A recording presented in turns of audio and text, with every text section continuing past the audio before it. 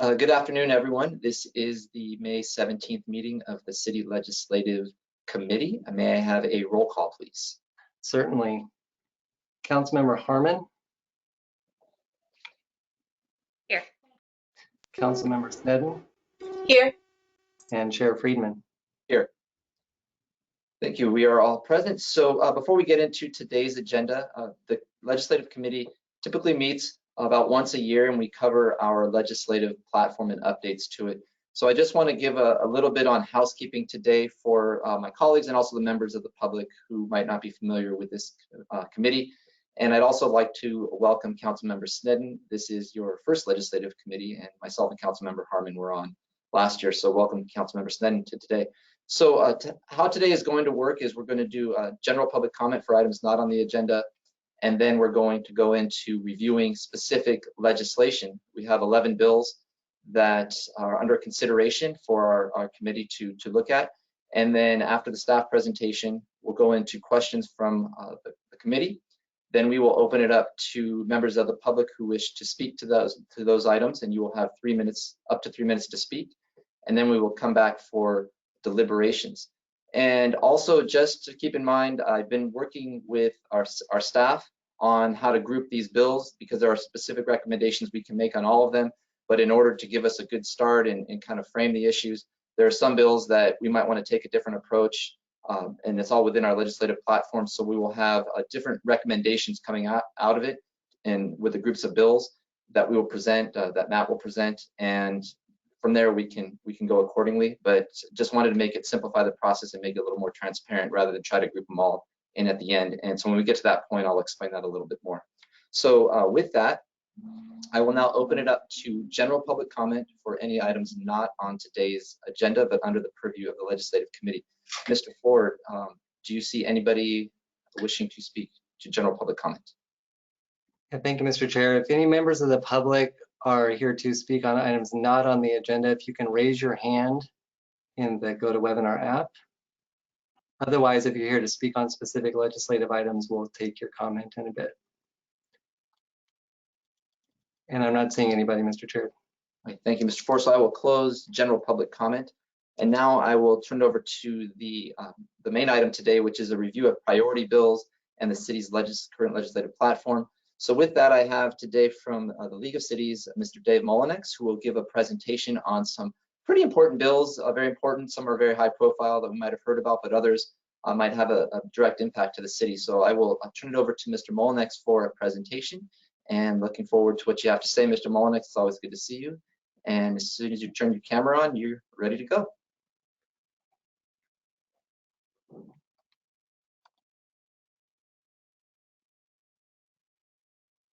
There we go. Oh, almost there.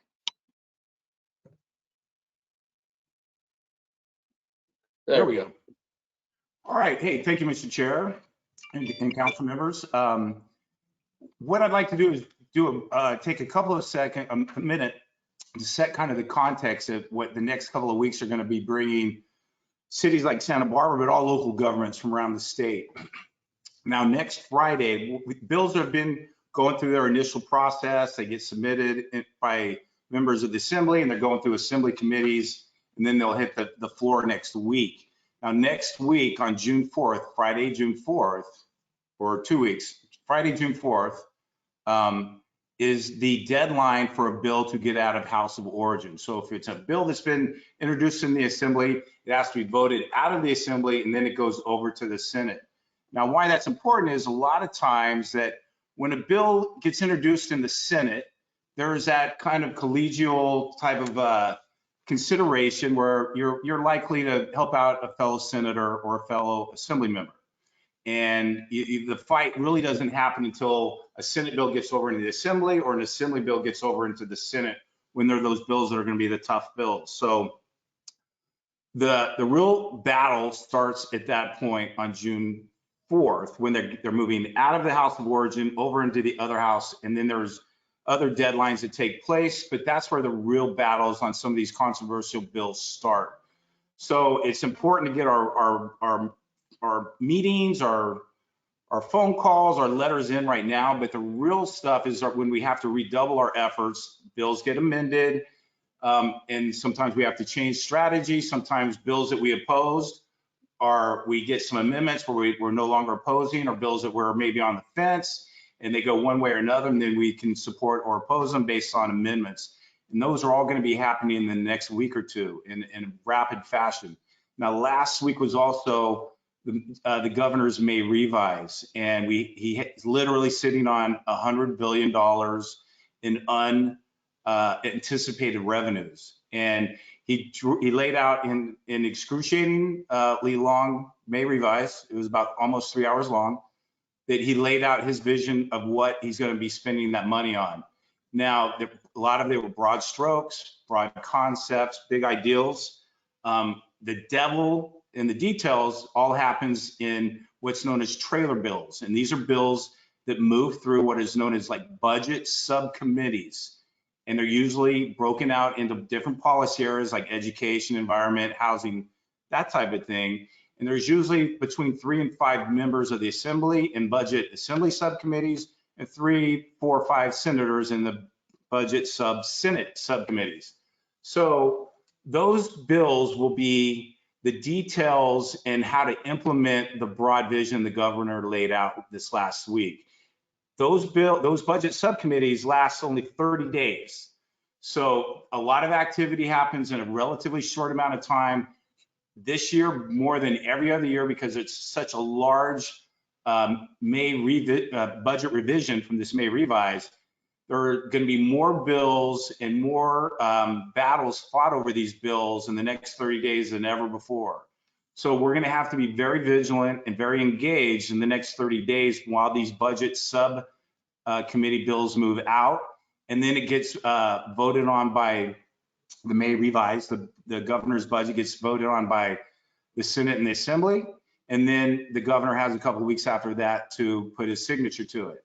But so the real battle on a lot of these very important bills, a lot of money that's going to be dealing with homelessness, broadband, housing, water. There's a lot of huge issues that we're going to be faced with, and we're going to be very busy in the next month, both up in Sacramento and out here in the regions, to make sure our communities understand some of these bills that are going to be impacting all of our community, and to make sure that we're advocating to our legislators in an effective, cohesive, and coordinated way. So some of the bills that we'll be going over that I know that you guys are interested in, a lot of housing bills. And again, a lot of these bills are going to be changing over the next couple of weeks. And we'll probably need to be having some meetings with our legislators over the next couple of weeks as well. So kind of laying the battle out, the field of battle out. The next 2 to 4 weeks are going to be very important.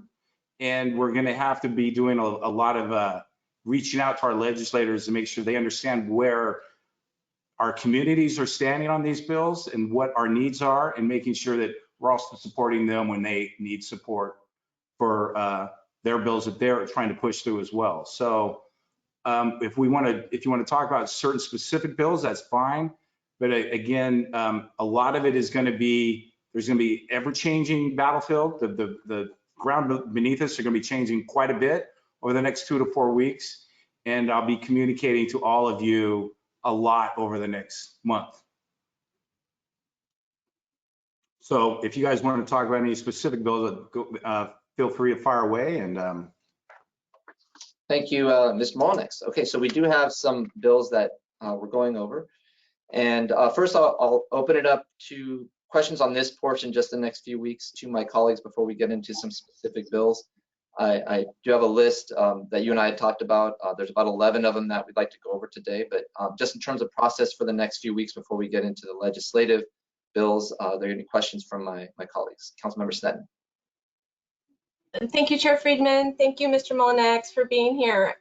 So just process questions. Are we going to go through all the bills, or do we list now the ones that we'd particularly like to go over, or do you want to let us know, Chair Friedman, which bills we'll be talking about? Or, I mean, I have definitely questions on several of them, so I wasn't sure if we're going to have more of a introduction at this point, or do we just start asking questions?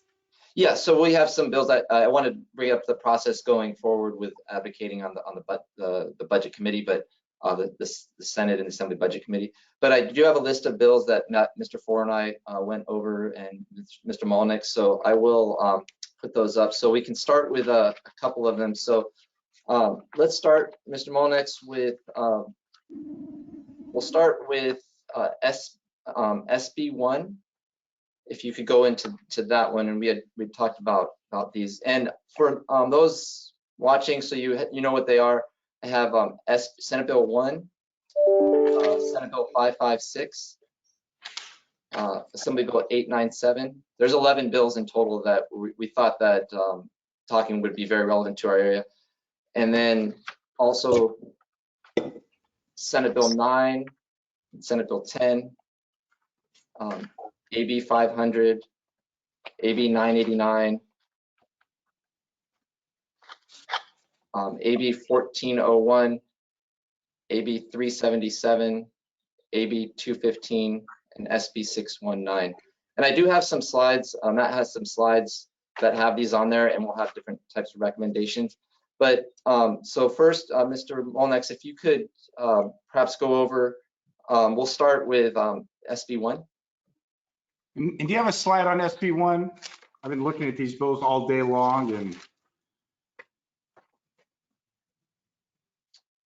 Mr. Ford? Yeah, give me 1 second here.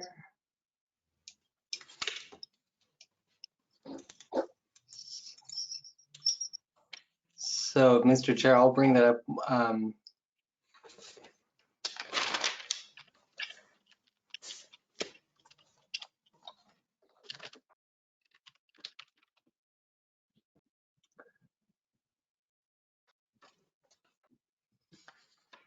So I can start speaking to SB1. I just wanted to give an overview of what they are, if you wanted me to speak to those. So sure. So SB1 is by Senate Pro Tem Atkins, and it has to do with California sea level rise, and it's a very important bill in terms of where we're going with sea level rise and moving that forward, and also funding in it. And so just wanted to get a little bit of an overview from that, if you're familiar with that, to give some background on it.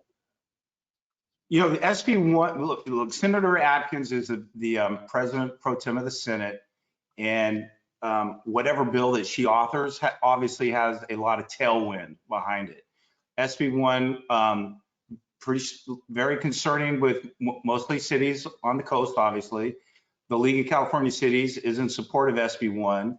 And let me go ahead and state this now. On all these bills, I will be sending out our sample letters, the letters that we sent to the committees, and sample letters for cities to use as well as we're moving forward.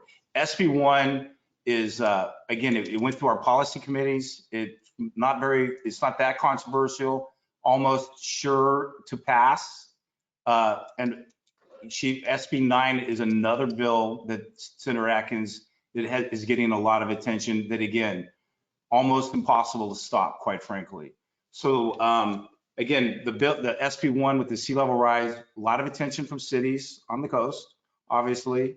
The funding for this approach and for the SB9 approach, again, since it is authored by the President Pro Tem, there's no stopping it in the Senate at all. It's going to make it through the Senate, probably with very little amendments whatsoever, and will be taken up by the Assembly. I doubt very strongly that SB1 or SB9 will have any trouble getting through both the Senate and the Assembly. And we'll be on the governor's desk, and we'll both pass. Thank you, Mr. Molnick. And we're going to get to SB9 in a minute. So what I want to do is go back, I think, and talk about a couple of bills. We're going to get into a housing section on this. And so what I wanted to do is start off, Mr. Ford, if you could pull up the slide on legislation that we think would be, we could send a letter based on our legislative platform and send letters out. So that would be SB1, AB 897, and SB 556. And let me ask, guys, as the city sent letters in on these bills yet? No, we haven't, and that's why the legislative committee, we're meeting today to discuss certain bills. Okay. And so we wanted to be able to either send letters in or have full for the discussion on council. And so SB1 is a major bill relating to sea level rise. And then, and Councilmember Stettin, you had a question. I guess I have several questions again about process. So recommend send letters according to whom? Is this staff recommendation, League of Cities? Do we just automatically do what League of Cities recommends? Like No, it's our staff recommendation. So I was trying to group it in because it got a little confusing here. So I was trying to group it into certain bills because I know there's a lot of questions related to SB 9 and 10 in particular for further discussion. So I wanted to have a slide up there. So. I'm still confused about, I'm sorry, about how this proceeds. So are we going to do housing bills all together? Because then SB1 and SB9 got kind of lumped together there, and I have questions. And then broadband, is that going to be a separate discuss? Like, can you lay it out how this? So within our stop at each point and ask questions, or Sure, we can ask at each bill that we go through. We have a list of 11 bills that cover a wide range of topics. And so it's within our legislative platform. I was working with Mr. Molnix and Mr. Four on how to make the process more simple. And I guess we could have made it a little more simple or clarified it. But what we wanted to do is there are certain bills that, like support for SB1, that the League of Cities supports it. It's beneficial for us on sea level rise that we would recommend that we send a letter, because we can send that based on our legislative platform because it's within our legislative platform. There are other bills such as SB 9 and 10 that are so high profile, we might want to recommend that we have a full council discussion on them to bring more transparency to them and allow the public to have a greater input. And then there are other bills that are germane to the city as well. But in just talking with Mr. Molnix and Mr. Four, we didn't have a recommendation either way, so we wanted to open it up to the committee to do those. So what I thought we would do is see, these are the bills, and then we would give a brief description of what they are, open it up to questions on the bills, and then open up to public comment, and then come back and have our deliberations. Does that clarify for you? it does, but this recommend send letters, is this the entirety of the staff recommendation, or is that the recommendation on this portion? Just these three. So they're grouped into three groups. There's one that's recommend sending letters. There's another with recommendations that we would send to council. And then there's another that we recommend as a city, as the committee, to discuss and see what we want to do with those bills.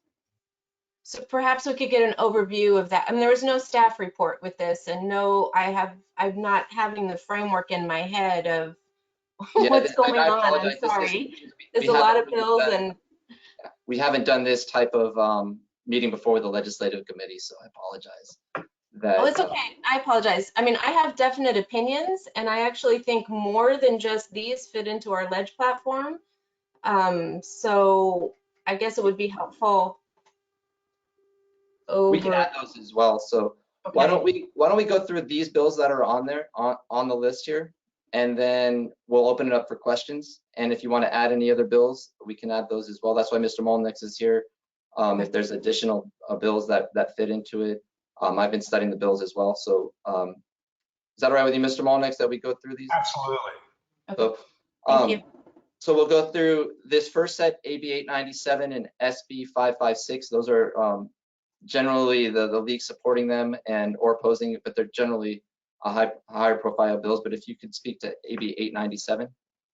Yeah, that's by Assemblymember Mullen, who's usually been pretty good to local governments. This is the climate adaptation action plans.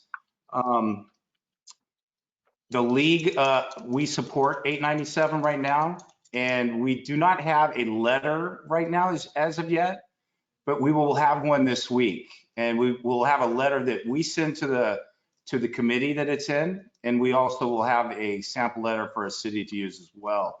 But again, this is one of the the latest version of being able to adopt climate adaptation strategies, or what's known as like the Safeguard in California plan. It establishes planning research in the OPR, the governor's office, and it gives the cities guidelines on how to adopt them. It does give local governments a lot of discretion and to be appropriate for their communities, which is really on the several of these bills that we're looking at first. That's the main crux of where the league policy and support position or the positions are adopted, is whether it gives us a local control. And what we really try to shy away from, and what we always encourage the legislature, don't give us this one size fits all cookie cutter approach. Give us the guidelines, give us what you want your goals to be, and let individual cities and communities adopt what's appropriate for those cities that meet the goals of the bill and the author. And this would be one of those bills, 897. It gives local governments a broad range to define and establish what your plans will be, how do you participate in the regional the climate change network, gives it some deadlines that are reasonable, because not all some of these deadlines that they'll throw on us are completely unreasonable, especially when you're talking about, there's over 2,500 bills that were introduced this year. And a lot of the housing bills, especially, there's so many different housing bills every year. It takes us a while for us to be able to adopt them, especially when cities are undergoing the RENA cycles. It doesn't make any sense to keep piling on some of these bills. This is not one of those. 897, again, it does give a lot of local control. It allows you to establish these type of plans, and it doesn't try to encroach on local land use or local discretion, local control at all, or very much. So we do support it. Mullen's been good to us over the years. He's in the leadership of the assembly, and I will have a letter to send out to our cities later this week. And also, AB 897 creates these regional climate networks, for working together to address sea level rise and other types of issues on there, and it would have a funding mechanism to try to fund some of these as well. So. Correct, because a lot of times, again, what your city, a lot of other cities has to deal with all the time, they come up with these great ideas, but it becomes an unfunded mandate, and there is money to enact these plans, to develop these plans, to get community engagement, community feedback, and to be able to develop plans in a reasonable deadline as well. Great, thank you. And then the next bill is SB 556, and that is by Senator Dodd regarding broadband. If you could speak to that one, Mr. Mullinax. Now, again, this is one of those bills that tries to preempt local control. When we're talking about broadband is in the antennas and the cable lines, whatever. These are the type of approaches that tries to preempt and negate any type of local control as far as what type of equipment gets to be put on your lights, your street poles or traffic signals, and that's everything that, again, the league is against. We want to make sure that you have the ability to say, hey, that's not appropriate for our street poles. We need to work out something one way or another that's more appropriate to our community, more appropriate to our city.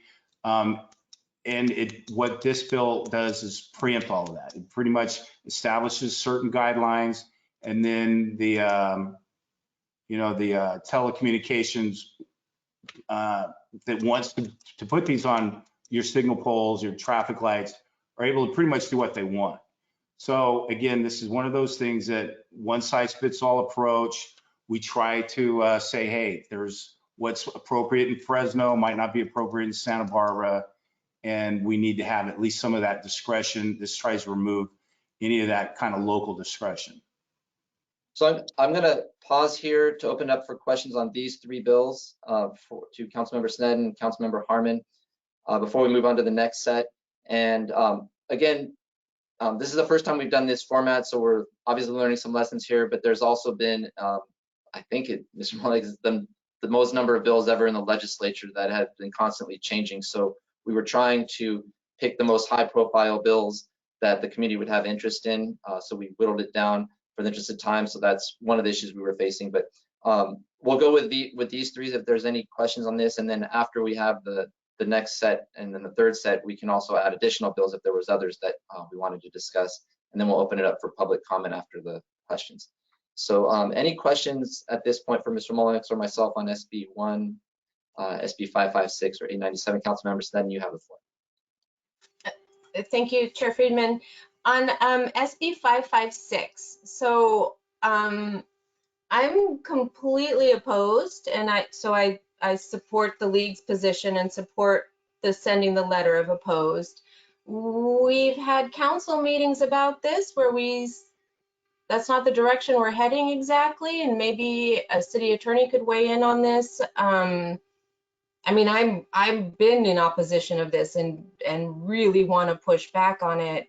And so if you could give us more detail on our other cities pushing back and how likely is that we can retain local control. And Mr. Kalan, if you could answer for us where we are in I mean, we have an ordinance committee meeting scheduled that is addressing this. And then I guess my further question is broadband. I mean, we want broadband funding and infrastructure, but not this, where it's, you know, we don't have control over where they go or how many towers. So, you know, that's a great point, Councilmember Sneddon, that they try to state that this is all part of like narrowing the digital divide in communities, but this particular bill really does nothing about making progress towards closing the digital divide. What it does do is there's already certain FCC adopted regulations in the wireless deployment all over the country, and cities all over the country are trying to adhere to these adopted regulations already, and 556 conflicts with a lot of those in major comprehensive ways. And again, really kind of detracts from local communities having it really takes away their input. And basically you have to do what they say under this type of approach on SB 5. yeah, which is, you know, egregious overshoot in my opinion.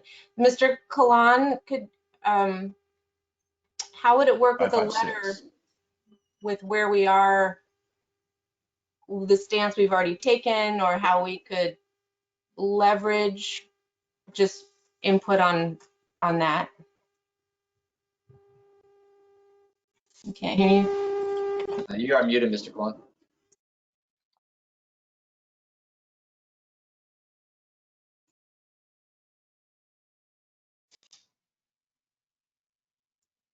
We'll come back to see if Mr. Kalan can come on that. One thing is that these bills are all within that we put today are all within our legislative platform. So we found a way to either take a position either within our legislative platform or support or oppose to it. And this would fall within our legislative platform to oppose it, which means we can just send a letter because it doesn't need to go to the full council and wait till we can get a hearing, but we can actually send letters either for or opposition based on our legislative platform. So this is one that we could do that. Okay, I support all three of these and just an interest in how that falls into the ordinance that's coming up. Yeah. Okay. Do you have anything, Mr. Claus? Sounds like we can hear him now. Okay. Okay. We can do it later. It's fine. Okay. Yeah, very briefly. This bill does two things. It takes away any remaining control over streetlight poles and traffic signals, and then essentially sets the price that the city can charge as a fractional share. So it basically turns our poles into timeshares for the benefit of the telecoms. Opposition is perfectly consistent with the direction council gave last year that we develop the most protective wireless ordinance that we could under state and federal law. Thank you, Mr. Kalan.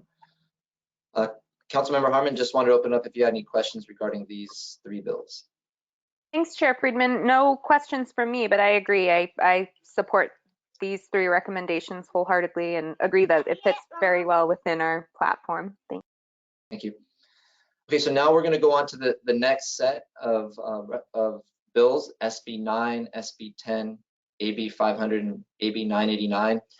And to frame why these are in a different subset is these bills are really, in my work, working with Mr. Ford, Mr. Molnex, and also on some of the other committees that I'm on, and based on discussions in the community, these are, as well as my colleagues, these are such high-profile bills that that I think and our staff think that it might be appropriate for the full council to actually hear these bills in part of a council agendized hearing, to understand what they are and to make it more transparent for the public to understand what they are, and then for the full council to weigh in on a position on these 4 individual bills. So Mr. Molnix, if you could just start off with a general just overview of SB 9 and then we can move into 10, 500 and AB 989. Sure. SB 9 is actually like a trend that is going around the country right now. This is really the end of zoning single family homes on a parcel. There's no more doing away with multi-unit family residential dwellings. Again, the fact that it is authored by the president of the Senate, and this bill was ready to be passed last year. They played some games with it in the assembly last year, and they ran the clock out at the very end of session last year. It would have hit the governor's desk. The governor would have signed it and it was going to pass. She basically came back with the same bill this year. The league is opposed to it as amended right now. Again, it really reduces local governments to acting ministerially to where you really can't change any amendments or change any of the on residential units, any conditions or discretions on a housing development. There'll be 2 units on each parcel, and not only 2 units, but then you can have a ADU and a junior ADU, which can be attached to one of the units. So this is literally the end of single family residential zoning in communities in the state. It's going to be incredibly hard to stop this bill, if not impossible. But it is a bill that, it's probably, as Councilmember Friedman said, it's probably a bill your community needs to hear, and you might want to have a broader discussion on that.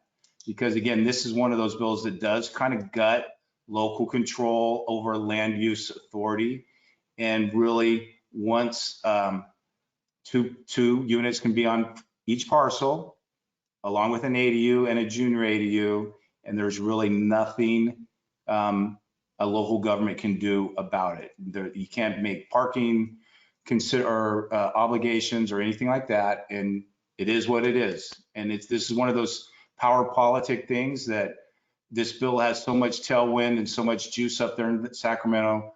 I anticipate it passing no matter what. We're going to try our best to get some amendments to maybe give us a little bit more discretion and authority, but it's probably the deal is probably baked, quite frankly. But it's a bill that we are opposing, and we are going to try to add some amendments over on the assembly side. Again, once a bill after June 4th, the bill will move out of the Senate over to the assembly. That's where we have the best chance of getting some amendments that are going to be a little bit more palatable to local governments. And if you could talk to SB 10, which is a companion bill, which I understand would be voluntary, but it also has implications as well from Senator Wiener. Yeah, and again, this is an opt-in bill, optional.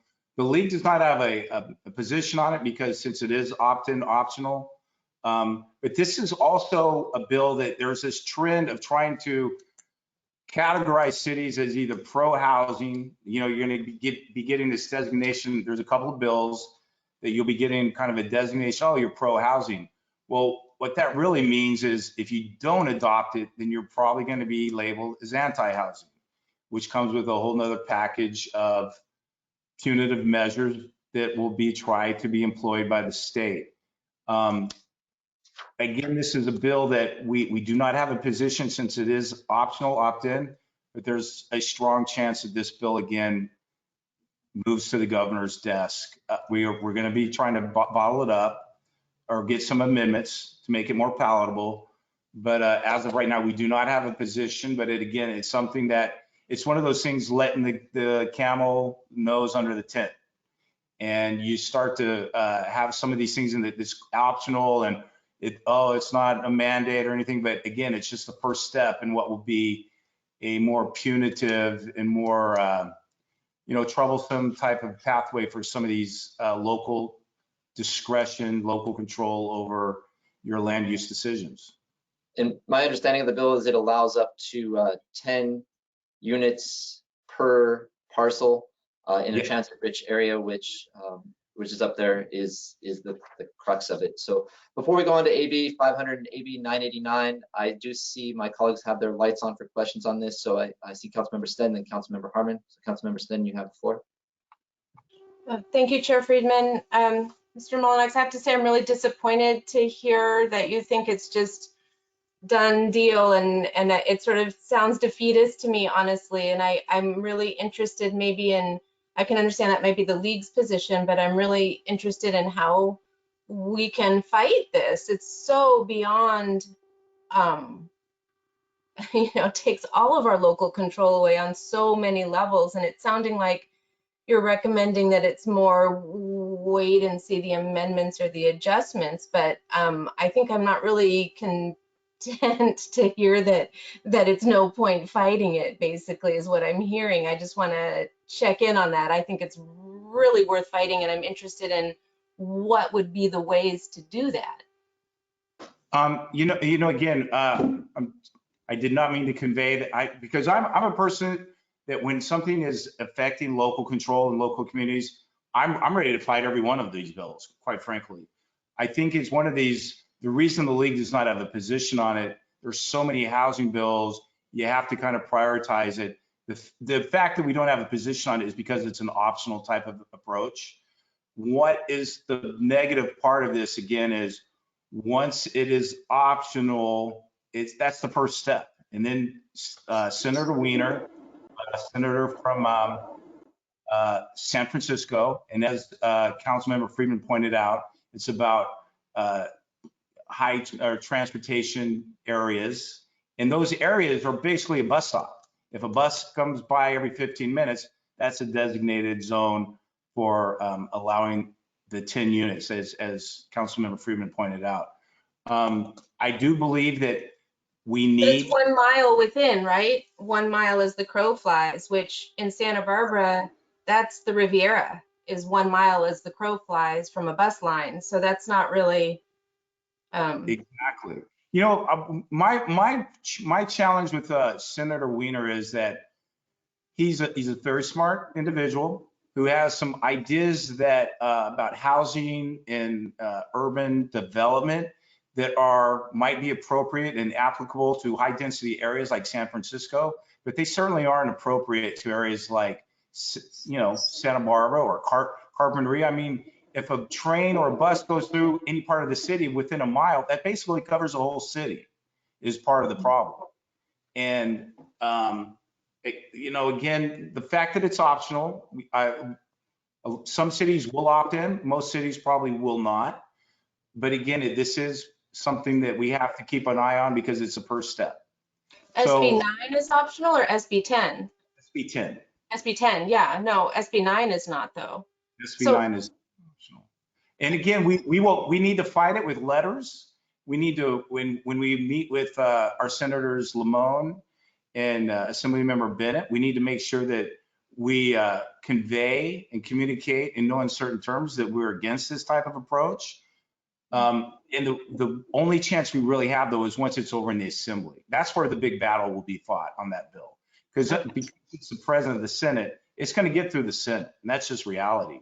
On the Assembly side, we have a chance. I'm never going to say we don't have a chance. We have a chance, but this bill was ready to go to the governor's desk last year, and it was some shenanigans that were played at the end of session, like every end of session, there are shenanigans and chicanery at play, and they ran the clock out on her. But there is, this bill is going to be very tough to beat back. And what I would say is, these are the type of bills we need to reach out to, try to build some third-party coalitions, whether it's with some community groups or your chamber groups as well, to make sure that it's not just from you as a council member or you as a city. That's what's going to have a lot more of impact on our communications and when we try to battle this over in the assembly. Which is why we wanted to, the recommendation, which we'll get to after public comment, is these 4 bills in particular would go to the full council so the greater community is aware of them, and we can have a more fuller discussion and a full report out on them to the full council. Thank you. And I'll hold off on that too. I mean, I just want to be really clear the distinction. I mean, so Mr. Molinex, you are with the League of Cities and you represent cities, and ours is one of the cities, but that doesn't mean that we couldn't decide that it's worth, like, you know, you might be looking at a whole bunch of bills and you're making recommendations to us. But Chair Friedman, I just really want to emphasize that this is our discussion, right? And we can take a stance that's different than maybe what's worthwhile for the league to take a stance for multiple cities. And I just want to really keep that distinction clear that we are our own. And, absolutely. Okay. Absolutely. Thank you so much. 100% agree. And these recommendations were the starting point for the conversation today. And so to frame it, and I think we're going in a direction that we'll have a great discussion. So Councilmember Hartman, you now have the floor. Thank you very much. One second. Thank you. Nice to see you, Mr. Molinex. And I apologize for being so casual today. You guys can't see it, but I'm actually in my Save San Marcos Foothills t-shirt, which I was hoping to get a plug in, but now I realize it can't be seen on the screen. So thank you for bearing with me on that. I just wanted to ask Mr. Molinex about SB 9, 2 quick questions. First, and I apologize if I missed this. Are there exceptions, and by that I mean areas to which this bill will not apply? I'm thinking specifically right now, high fire area zones. Has that been written in already, or is that part of the we hope for amendment package that would be to come? Part of the hope for. Okay. You know, and again, the Housing Accountability Act that a lot of people aren't really aware of, basically states that, you know, if it's zoned that way in your general plan, your housing element in your general plan, you really can't stop it. You can, you know, couple of, you know, some setbacks, but again, you can't make the setbacks onerous or some design stuff or parking. That's the, you know, if it's zoned that way, it's hard for local governments to stop it, period. This just allows that you can't stop something because of number of parcels on number of houses on a parcel. It is going to allow two houses on each parcel, including an ADU and a junior ADU. So you literally could have on every housing parcel, every APN, 6 units of housing with no parking requirements or anything like that. Okay, thank you very much. And my second question is maybe a process one, and maybe it's a little bit rhetorical, but to the extent either of you have any feedback, I would appreciate it. I in some ways very much agree with the thought of our colleague, like, let's go fight this. But on the other hand, I worry that we're missing an opportunity to be very pragmatic and to really push forward amendments that could make this bill livable for us. And if what I'm hearing from you, Mr. Molinex, is that this is got a pretty high likelihood of going through, I would imagine that it's incumbent on us to really figure out, okay, if this is happening, how do we make it palatable for our community? What are the amendments that are going to make this workable? Can there be amendments that we can get pushed forward on this that will lessen the impact and make it just not quite so impossible for our community? And I'm wondering, first, if you have a list of suggested amendments, and then second, if not, and maybe even if you do, whether that's something that the full council might be able to really sort of think about and dig in on. I think regardless of what we do in terms of our advocacy against this bill, I would also like us to advocate for amendments, because to the extent this is happening, you better be darn sure I want to have a say in how it's happening.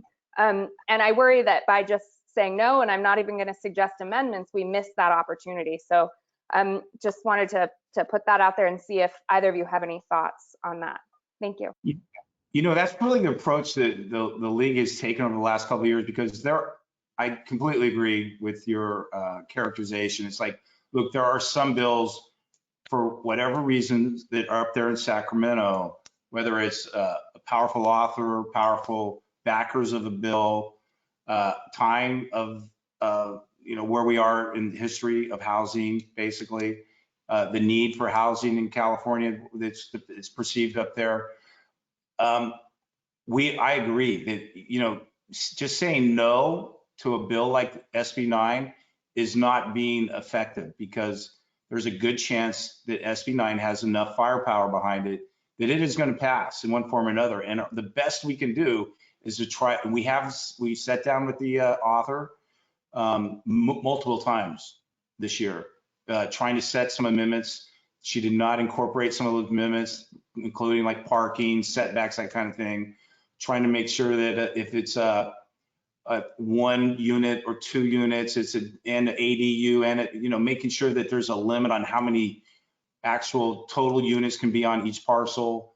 These type of things we have tried to incorporate as amendments, and that is the smart, pragmatic, political way to go about bills like this. That it does have enough firepower to move forward. Let's just try to make it, a little bit more palatable, preserve as much local control as possible. Because again, with the league, that's always our main goal, is to maintain as much local discretion and local revenues as possible. And we are going to be trying to do that throughout the process on SB 9. It's trying to get some bills that are going to make it just a little less onerous to local governments and to our communities. And there will be those times when we are meeting with our legislators over the next few weeks that we will be making sure that we're communicating what our amendments would be and that they are reasonable, and this is what our communities need.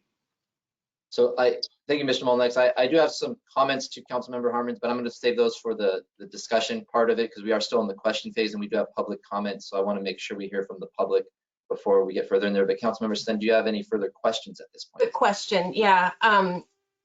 Would this apply in the coastal zone? Yes. Okay. That's Thank you. my So our next two bills that we're going to discuss, and again, these two are part of the package that we felt are very high profile and would like perhaps to have the city council for, is AB 500 by Assemblymember Ward, and then AB 989 by Assemblymember Gabriel. Mr. Molnex, if you could brief us on AB 500, which is the local planning permitting on coastal development. Now, these bills again create the 989 and 500 create they create where local jurisdictions can and we're opposed to both, that when a jurisdiction makes a certain discretionary finding about a project that is not necessarily appropriate for their community, the way it goes now is that it goes through a judge, a completely unbiased judge, and he makes his determination based on the facts that are brought forth to him. These two bills would allow a third, instead of going to a judge, it would be going to a panel that is nominated by the administration, basically an HCD panel. So it's going to be a panel of HCD people making a judgment between a local government and an HCD proposal. So sorry to interrupt there, but just for the public, and HCD is State Department of Housing and Community Development. I just want to acronym it. Yes, the state department that creates housing needs for, or gives housing goals, targets for local governments to imposes goals on local governments to create for your housing element in your general plan, which is basically the plan for how your community is going to be, the density, what type of zoning is appropriate. These ACD and local governments have never had a great relationship, quite frankly. Some of these RHNA numbers, and RHNA is Regional Housing Needs Assessment, which is the goals that are established at the state level, and they are imposed upon local governments to have to zone for. So 989 would create this panel that basically it's a stacked panel. If a panel is nominated by the administration and the HCD, which is the housing part of the administration, what do you think they're going to rule on? Are they going to give it to local government who knows their community and their needs of their community, or are they going to give it, rule in favor of basically their bosses? So it's a bad plan. It's a bad example of the state trying to create one size fits all cookie cutter approaches and undermines local control and local discretion on how their communities are going to look. And with AB 500, that is specific to the Coastal Commission, so it would give the Coastal Commission a greater say in oversight over local land use decisions as well. So then 99 creates this housing, state housing community development panel, and 500 would give more oversight to the Coastal Commission rather than the local jurisdiction, correct? Correct, and yes, 500 gives Coastal Commission much more ability, even though I know we now have a outstanding new member of the Coastal Commission, but that member will be one of 15, I believe. So again, sometimes what both of these bills do, the bottom line is they undermine local authority, local discretion, and local control on how their communities are going to be planned for, how the look and the approach is going to be implemented, and it puts it into a body that is not of the local community and more of an approach and a perspective from the state. So what it does, again, it undermines local control. So the league is definitely against both of them. This is both bills. Both of these bills, we think we have a shot. We have a good shot. Again, need to be engaged, and I will be sending letters out on these later this week as well on both of these bills. So thank you, Mr. Molnix. Any questions from my colleagues on AB 500 or 989? Not seeing any lights on coming up. Mr. Ford, if you could go on to our last slide with the last four bills. Sorry, go ahead. I was slow on my button. Could you, you referred to what the impacts might be, but could you just, for the public and for myself, just say what they are? AB 500 and AB 989? So go ahead, council member. Eric, you want to take that? Sure. So AB 500, as I understand it, and Mr. Molnix and I were talking, is that it would actually allow the Coastal Commission to have a greater say and ultimate on certain housing projects. So rather than the city being in there, so it gives them more oversight over land use planning within the coastal zone than they currently have. And then 989, as Mr. Molnix explained, creates this new housing panel. So if there is a case where the developer appeals a project, instead of going through the judicial, it would go up. So Mr. Klon, I see you popping on as well. Nope. How about now? Thank you. Just to say that as between the two, 989 is far more aggressive. It creates essentially a kangaroo court from my perspective, where, as Mr. Molnax says, the city's access to justice would be really impaired. And that panel has the power to award attorney's fees against the city. So it creates another way to force unwanted housing development, if that is ever presented. So it's not just a matter of aesthetics or design, it's a matter of number or within the bluff edge, or how far does the loss of local discretion go?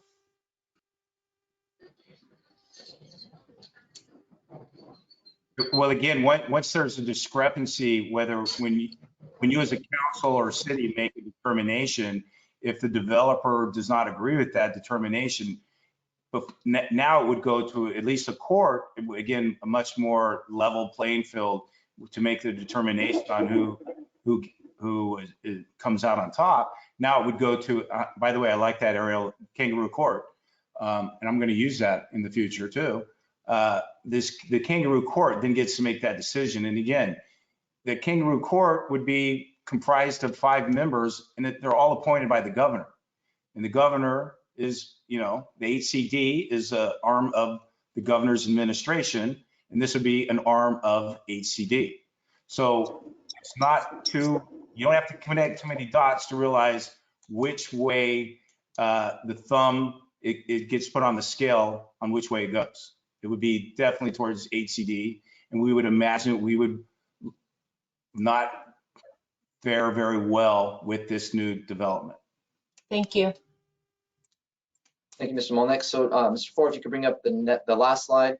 So these are bills that, when talking with Mr. Molnick and talking with Mr. Ford, we thought that the council, the committee should be aware of, and then we'll just get a very general overview and then see if we want to take any action or not on these. It could be write a letter, it could be take no action, or to refer to the full council for more information. And begin with AB 1401 by Assemblymember Friedman, no relation. And it has to do with residential commercial development parking requirements. And basically, the big overview is that it would eliminate parking requirements on projects if they're, again, within a transit corridor. And it's similar to what's being done with SB 9. So any, do you add further, Mr. Molnick? Well, again, and when we're talking about those transit corridors, again, it's a very broad measurement, quite frankly. Again, if you're near a bus stop or a train, it's going to be pretty much, you fall under the purview of this type of approach, which basically states that you can't make any parking requirements.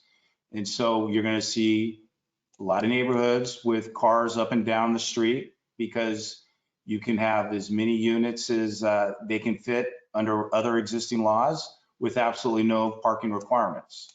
So again, undermines local control, undermines the ability for local governments to determine and dictate how their community wants to be planned for and how their community wants to look like. The league is definitely against it, and we will be fighting this bill tooth and nail.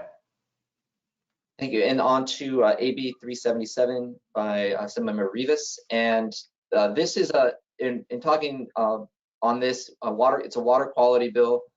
And Mr. Moll, you brought this to my attention when we were talking, and it has some potentially big implications for impaired water bodies.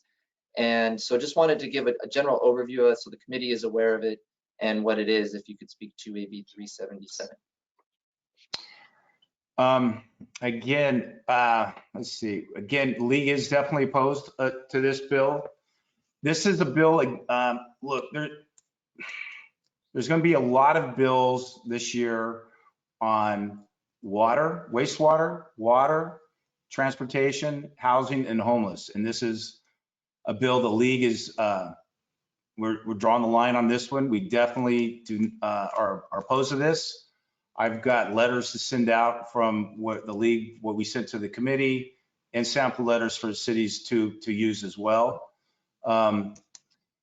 It requires the state board and regional boards to evaluate state surface waters and report to the legislator, bring water into attainment by January 2050. The bill requires the state board to update the reports with progress summary to the legislature every 5 years. But again, it draws the very strict lines that may or may not be appropriate for all cities, because we're talking about some of these mandates that are incredibly expensive as far as infrastructure as well. A lot of with this waterway, waste discharge permit fund would have some monies to it, but again, not all cities in the state can afford these type of approaches and this type of planning on something that could be very expensive to implement. And it also, in our discussions, it also takes away local flexibility to work with the regional board to come up with solutions. It kind of puts a one size fits all and mandates on water quality. So, but again, this one, I need more information on it and where it's going, but I thought it was something that it could change how we're able to work cooperatively with the regional board, and it might tie our hands in theirs. So I wanted to raise this to the committee's attention. And Councilmember Sneddon. And this is one of those bills that, as Councilmember Sneddon said earlier, look, if we are aggressive enough and coordinated enough and coherent enough to our legislators, we can implement, and I think we can attain certain amendments that are going to make this bill more palatable and more reasonable, and still achieve the goals they want up at the state without putting onerous provisions and undermining local authority, that we could implement that's appropriate to our community, that could achieve the goals, but they want things in that, again, that cookie cutter approach. So we feel that we have a good chance of getting some amendments. Again, we need to get this bill. These are one of those bills, though, that does fly under the radar screen a lot, especially when we're talking about 2,600 bills. Bills like this can often fall in the cracks. And these are the kind of bills we definitely need letters from cities like Santa Barbara, and we definitely need to communicate clearly to our legislators. Thank you, Ms. Mullins. Councilmember Sneddon, questions to you? So is this something that we could refer to our Water Commission or Creeks Commission and really get more in-depth analysis of what the impacts are? I'm thinking Water Commission, if we're talking about wastewater, and then creeks if we're talking about impacts to stormwater, but they're very involved and would have opinions on how that would affect us as a city. I'd recommend that. That's an excellent idea. These are ones where, based on, we didn't have a recommendation or a starting point. It was just they're important bills that we need more information on. So I think that would be an excellent path to do as part of our deliberations after public comment today. And then I have a list of bills that I have questions on. I don't know if are these the last? 2 more, and then if you have questions on bills, and then we'll open up to public comment. Okay. Thank you. And AB, where are we at? 377, is that right? That's what we just did. SB 619.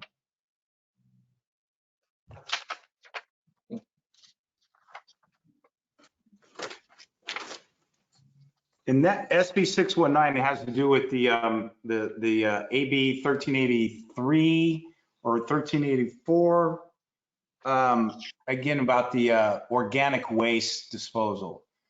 And there's a deadline coming up where cities have to implement plans how to dispose of organic waste, food waste, because when it's in your landfills, it creates methane, and it goes against some of the greenhouse gases type of approach that the state has outlaid. What we were hoping for on with 619, Senator Laird is a senator from Monterey, and he comes down to Santa Maria. We were hoping to get a couple of year extension, because again, this bill, especially with COVID last year, it's like, hey, we had plenty to deal with. Let's try to be reasonable about this. It looked like for a minute that we were going to get that 1 or 2 year extension, and then some interest rolled that. So what it is 619 does allow us to get some monies. Every city will get some money for developing their plans on the treatment, the disposal of the food waste. again, this is where it's also, biodigesters are going to, the California EPA has said that we need over 100 new digesters right now, billions of dollars worth of digesters in the state. As far as treating the organic waste to reduce the methane. So this is going to be a huge problem for all local governments in the state next year. The deadline is January 1st of next year. But this bill, at least it gives us money for planning, and every city will, it is going to be allocated by population. There is a baseline of, I think 150,000 or 125,000 per city will get at least that much in order to make these plans. Staff makes these plans. But again, this is only going to be the first step, and you'll be hearing a lot more on these type of approaches as we're moving forward to that deadline. Again, we were really hoping to get 1 or 2 year extension. That's not going to happen. Those mandates are going to come in. The one thing this bill does do, it does give us an exemption on penalties for a year. But again, it's basically you're being put on watch at that point. So you're not going to be getting penalties next year. But basically, hey, you're supposed to have this plan in place. Okay, you're on watch. Get after it. So next year is going to be a crazy year on this bill because it's an expensive, difficult, complicated approach on this stuff, especially to have to wrap it all up in basically about 6 months time. But we did get those amendments on for the no penalty in the first year, and we did get money for the planning of the food waste disposal. Thank you. Councilmember Sneddon, questions? Yeah, again, I think it might be a good idea. I mean, we just had a sustainability committee meeting today on talking about solid waste, and maybe we've already met this requirement. I mean, we've just spent a substantial amount of money investing in the MRF and the anaerobic digester, and it's coming online, and maybe this one isn't such a big deal for us, although funding is always great. But that's a question I have, that this one might not actually be that big of a deal for us because we're kind of going above and beyond already. And I guess that's a question, is if this really is, if this one in particular is actually a threat to us or not. That's probably true. Your city's probably much further ahead than most cities. And I'm sorry, the penalty period is actually 2 years after the deadline. It's still for most cities is a Herculean type of task to address with the planning and for the funding of these biodigesters or some sort of biodigesting entity that takes care of the methane. But I guarantee you a lot of cities are a lot further behind the curve than Santa Barbara. Yeah, I think that's a good example of where for League of Cities, absolutely to be pushing for that one. But for us, maybe we could put our efforts somewhere else a little bit, because that one, it is a question whether that one, I think we're good on that one. I think that was the whole point of us doing that. But Chair Freeman, if you just let me know when is a good time for me to ask about some other bills. Sure. Well, I skipped one more, and then I'll open it up for you, Councilmember Harms. So AB 215, just in the interest of time, this was another bill that came up, and what it does is it requires a mid-cycle review of your housing element if you are meeting your goals, and if you are 10% less than your surrounding communities that are within your region. And so then you would have to do a mid-cycle review and make adjustments based on that if that came up. So we're going into a new cycle with 8,000 units pretty soon, and this would be one where if we're not meeting the actual goal, then we would have to come into compliance at some point. Just real briefly, in the interest of time, anything in addition to that one on that? Just real briefly, it also during that review, then it gives you either a pro-housing designation or not. Again, this is one of those things that once that bus is out of the station or the train's out of the station, it just builds on itself. So if you don't achieve that pro-housing designation, then you're going to be perceived as anti-housing. So these are the type of approaches that we are definitely against. Thank you, Mr. Molnick. So at this point, if there are any additional bills or questions from Councilmember Sneddon or Councilmember Harmon, before we open up for public comments. And I'll wait for Councilmember Harmon if there's, I've been asking a lot of questions, if there's anything. No, please go ahead. Okay, thank you. So I guess I'll just go through sort of my list. And I suppose in future, it might be good to coordinate what our lists are. I don't know. I feel I have many that weren't covered today that I'm concerned about. So I'll just list them first, and then maybe some of them get lumped together or not. But so AB 571, so that has to do with bonus densities. And so, you know, that may, I'm not as concerned about that one, but I have questions. ACA 7, and that one, that is also a local control and zoning issues there.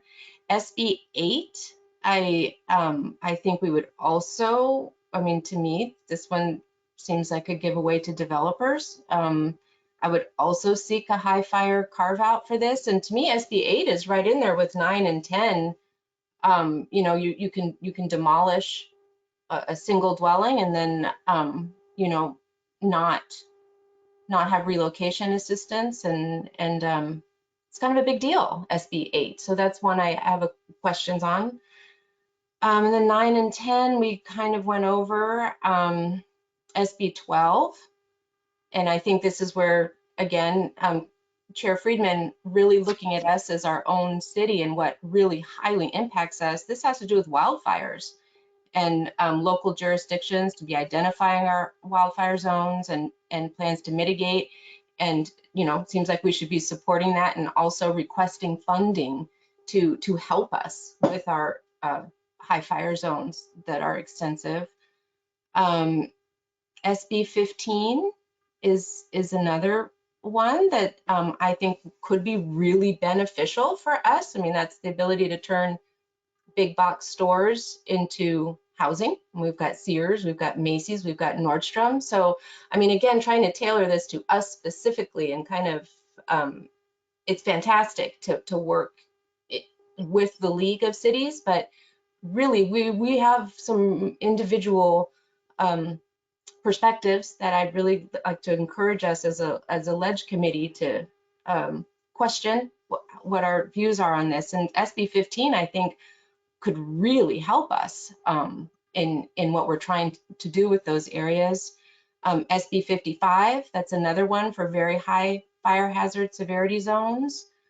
That's probably one we want to support and ask for funding.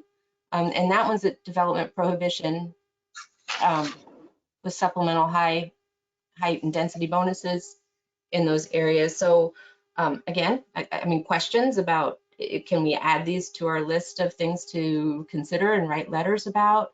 SB 478, again, these are big development, you know, this overrides city zoning and gives developers the ability to demolish older areas with smaller, modest units and put up 3 to 10 unit apartments, and they aren't necessarily, they have no inclusionary provision.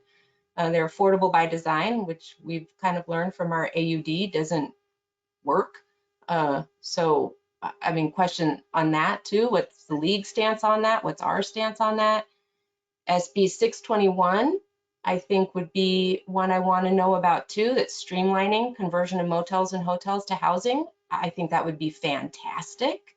I mean, again, really focusing in on Santa Barbara and what we need and how we can advocate for ourselves outside of the league. And I understand, Mr. Molinax, that's not your job to tell us, but I think it's us as a legislation committee for the city of Santa Barbara to really be looking at for ourselves. And I guess there are two more, SB 678, which is, you know, for women experiencing homelessness, and we have a homelessness issue.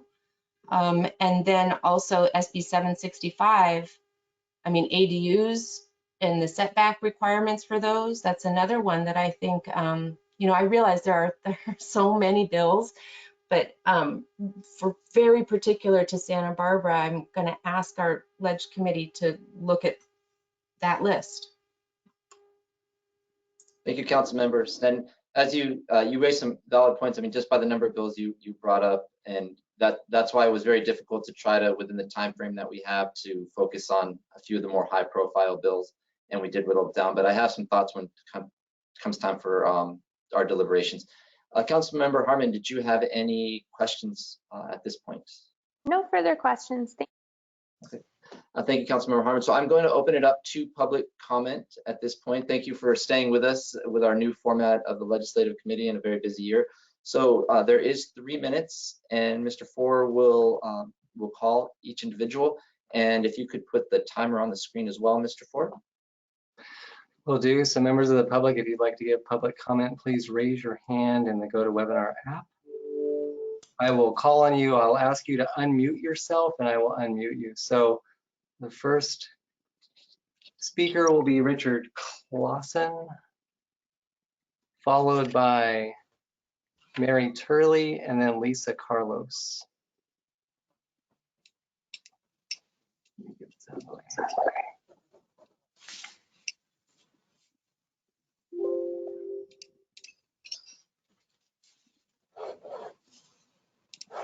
Hi, Mr. Clausen, go. Thank you very much, Chair Friedman. Thank you for formatting the meeting as you have into bill clusters. I think that helps a lot. And you obviously called out a lot of the few from a lot of bills this year. As a public member, I would have preferred being able to speak after each cluster. I understand that there are time constraints, but I'm going to be jumping over my page of notes here, trying to recollect my comments. And the agenda that went out, I think would have been better for me as a public member to have a list of the bills earlier so that I could do a little homework and come prepared.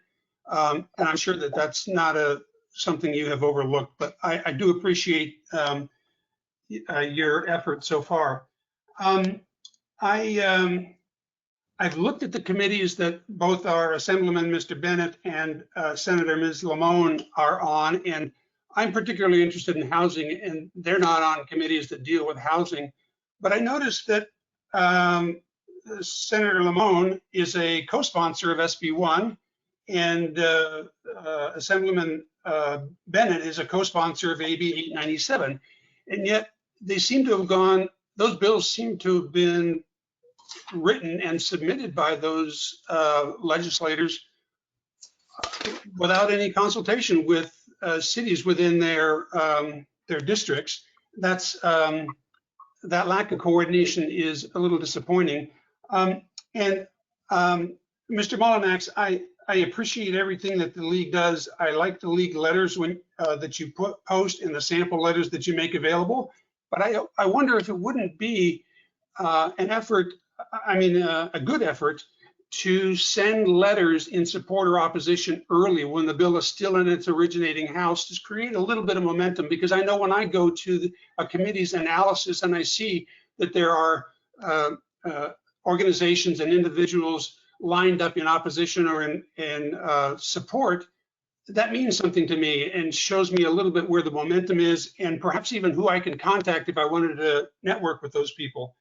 I noticed on AB 989, which is the appeals board, that it seems to set up an appeal opportunity, a process for developers who don't get what they want. But if I, as a public citizen, don't get what I want, there's no way for me to access. And I suppose that the thinking is, well, you can express yourself at the ballot box and vote out your mayor or whoever the organization is, but so do developers. They get a chance to do that too. That's all. I look forward to the next meeting, and I think that this is a good start. Thank you very much. Thank you, Mr. Clausen. Next speaker, Mr. Ford. Our next speaker is Mary Turley. Mary Turley. Go ahead. Thank you very much for this opportunity, and thank you for holding this meeting.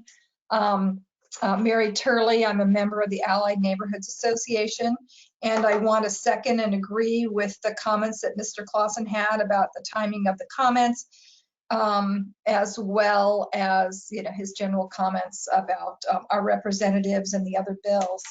And would have liked to see a total list on the agenda of the bills being presented. I'm just focusing on SB 9, a little bit about 10. Representative from our neighborhoods speak for many residents, and we're opposed to Senate Bill 9. We request that you execute option number 4 on the agenda to direct staff to prepare advocacy letters that are consistent with the city's legislative platform, or we request a letter in opposition of SB 9. I do understand the need for discussion. It's just the timing on this is difficult. Original copy of this letter is longer and includes positions from your city legislature platform, so I won't go over that language. Certainly, there's a need for more housing in our city, especially moderate income affordable housing, the missing middle. Nothing in SB 9 requires new units to be affordable. There's no data to prove that simply increasing density lowers housing costs, especially in this high demand coastal cities such as Santa Barbara.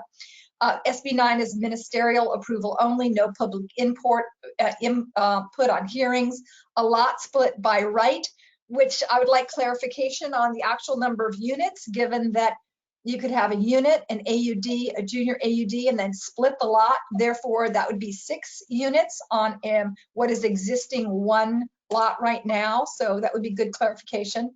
No affordable housing component. The current bill text appears to have no exclusions for high fire severity zones. SB 9 will create very attractive opportunities for real estate developers. Gentrification will accelerate, and low and moderate income renters will lose their housing and be unable to afford the new units. Down the road, we'll see neighborhood character disappear and experience possible infrastructure impacts. This bill takes away local control from capable hands and robs us of our ability to handle our housing issues in ways suited to our town and its needs. At a recent meeting on RENA, Santa Barbara City staff said we had sufficient zoning capacity for the upcoming cycle 6. This is due to the new ADU laws, the recent AUD zoning changes, and ongoing updating of our multifamily housing program, all to provide more housing specific to our local needs. The solutions set forth in SB 9 may be applicable in some cities of our state, not in Santa Barbara. One size does not fit all. We respectfully ask that you send a letter to the California State Legislature opposing SB 9. On SB 10, there may be concerns also in regards to our legislative platform, and we assume that the city's professional staff, planners, and attorneys will advise you on that. Your time is up, but thank you. Thank you. Next speaker, please. Our next speakers will be Lisa Carlos, Sharon Byrne, Mary Ellen Brooks. Lisa Carlos. Please go ahead. Hi, I hadn't planned formal comments for today, but I just want to second the speaker before me on almost all her comments. I think they're spot on. I do want to support Council Member Friedman's suggestion that some of these bills be packaged and brought before the council for the purpose of public awareness. I think the public is not aware of some of the draconian measures that could be imposed upon the city if some of these were to pass, and in particular SB 9 and possibly 10, even though it's optional. I understand that it could still have some problems down the line.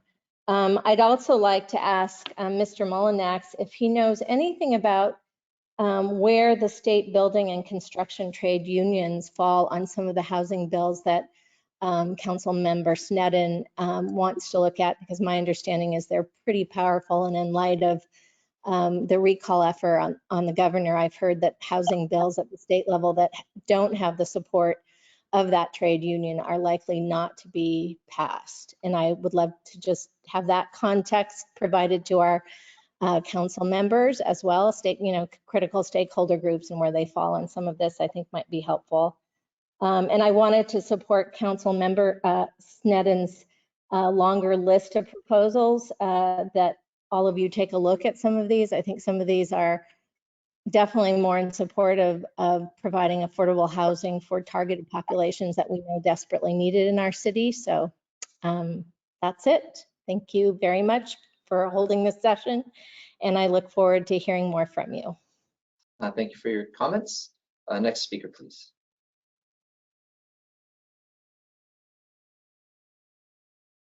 Okay, our next speaker is Sharon Byrne. Sharon Byrne, go ahead. Hi, thank you so much for holding this hearing today. I want to echo the prior two speakers in that we do not feel like the public knows a lot about these bills, and they are a big deal. I want to applaud Councilmember Sneddon for the list that she put up from the Montecito Association. We've been watching many of those same bills with a lot of concern for what they will do to local communities, and we believe we share many of the same concerns that the city of Santa Barbara has on those particular bills. I also want to speak to the telecom bill. That's another concern, and we have seen in Senate hearings where those bills have been presented along with the housing bills, the camps that are breaking out are pretty uniform. There is a large group of California YIMBY groups from mostly the Bay Area that support 9 and 10 and shout down a lot of the housing justice and affordable housing advocates. Today, the LA Urban League took a very strong position against Senate Bill 9 and said that it will destroy the ability for communities of color in particular to achieve homeownership, which is one of the ways that we build wealth in this country, that it will make everybody into a permanent renter class and really help benefit developers. We agree with that. We are seeing very similar moves being made. And we'd like to see the ADU law have a chance to take effect and work before we just, rip the lid up. I think also, some of the positioning you could take with some of your letters, very much to the point of, what is the point of having local zoning and control if the state is just going to legislate overrides? If that is just going to be how this is going to go, then what is the point of having local jurisdictions for anything, right? And I think that is something that you should very much push back on, is to preserve as much local control as possible. Because of the fact that the public does not seem to know much about these town halls, about these bills, we're doing a town hall actually on Wednesday night with Dan Carrig, who I believe Dave Molinex knows, presenting some of the info on some of these bills so that we can get the public more aware. And yes, we would love to see this agendized before the city council as well, really for a very full-on public discussion. Our state legislators will be at the town hall, and this is a chance for them to hear directly from the community on how people feel about this. Thank you very much for the time, and thank you very much for holding the hearing today.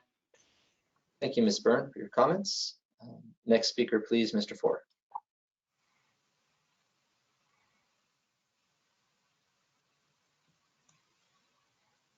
Okay, our last speaker, Mr. Chair, will be Mary Ellen Burns, or sorry, Mary Ellen Brooke. So Ms. Brooke, I'm gonna unmute you and go ahead.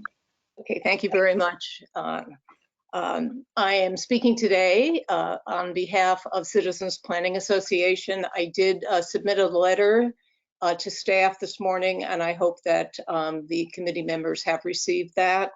I'll just highlight a few points that we did make in the letter. CPA, Citizens Planning Association, for the past more than 60 years, we have been advocating for local control. And we also advocate for the best standards of design, natural resource protection, to maintain a sustainable community. That's a word you don't see very much of in what I see and what I've read in SB 9 and 10, the ability to develop and maintain a sustainable community. Our board has discussed the proposals, and we are hoping that you write a very strong letter in opposition to these dictates, which do take local control out of the hands of local residents and local decision makers. We are very concerned that we live in a high fire prone area. It seems that SB 9 and 10 are ignoring the constraints.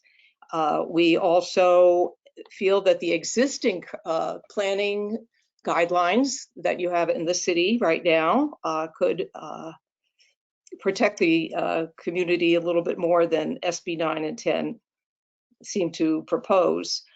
We also are concerned that there's no mention of affordable housing.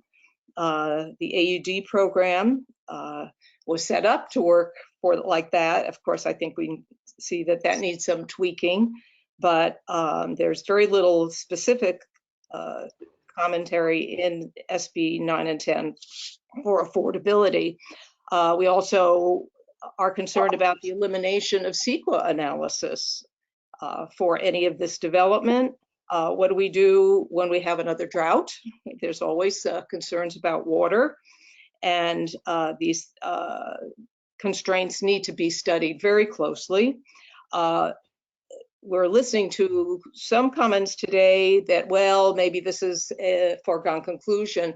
I say, and we believe, no. We have been contacted by many organizations. We know many cities have already gone public about their opposition to 9 and 10, and we hope that Santa Barbara City will do likewise. Santa Barbara for Citizens Planning Association, you know, we kind of came up with the idea of general plans and community plans. And I know when Ms. Harmon mentioned, well, we need amendments. We don't need amendments. We have our general plans and our community plans, and I hope they're respected. Thank you very much. Thank you, Ms. Brooks. And And Mr. Chair, there's one last speaker, Patricia Saley. Patricia Saley, please go ahead. Thank you. I just want to add a few comments to augment the really good testimony you just heard from public members. First, I want to encourage the city to support bills where we, for example, bills that convert motels or would allow for the conversion of motels and big box stores into housing. That's pretty easy, relatively speaking. Second, I want to encourage the city to be a consistent voice against some of these harmful bills, particularly those where one size fits all doesn't fit Santa Barbara. Just imagine if many cities weigh in early and often, plus organizations, that could really have some effect. By staying silent, it sends a message that we don't care, and I don't think that's the message we want to convey. Third, I agree that all relevant housing bills and other major bills should be discussed with the full council in public session with lots of public notice beforehand. The public is largely in the dark on all this, and these bills could have a major impact on our community. Thank you. thank you, Ms. Saley, and you're our final speaker, so appreciate your comments. And yes, to Ms. Brooks, did receive your letter, and thank you on behalf of CPA for that. So now we're going to go to our deliberations on this, and I want to appreciate all the members of the public who spoke today, and Mr. Molinax for coming today, and for your time in prepping for this meeting, and as well as Mr. Four, and my colleagues, council members Sneddon and Harmon, for your great questions. And as you can see, this is a very difficult subject because there are so many bills that are coming forward and they're constantly changing. This year was a record. I think it was 25 or 2,600 bills, and many of them are duplicative. And so the task before us was really difficult in trying to winnow down some of the higher profiles. But at the same time, there are many other bills that Councilmember Sneddon, I appreciate you bringing those, that the community needs to be aware of. And so previously with the legislative committee, it's been more focused on our legislative platform. But this year, I think, shows us that we need to change the format. And this is the first meeting we've had, so we're ironing out some of the kinks on it. But I think that we can be more active with this committee and having it meet more often than once a year. And also, I think we do need to have an update to council on the number of bills, not just the ones today, but many of the ones that Councilmember Sneddon brought forward.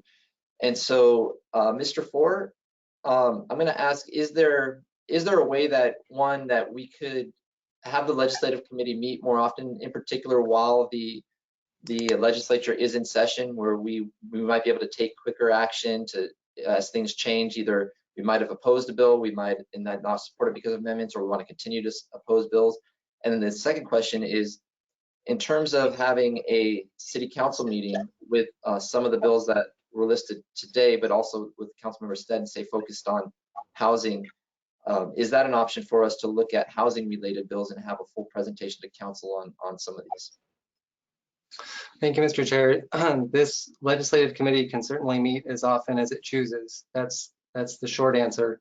Absolutely. Generally speaking, and I'll say that the city of Santa Barbara has one of the most robust legislative platforms that I've seen. It's about 36 or 37 pages.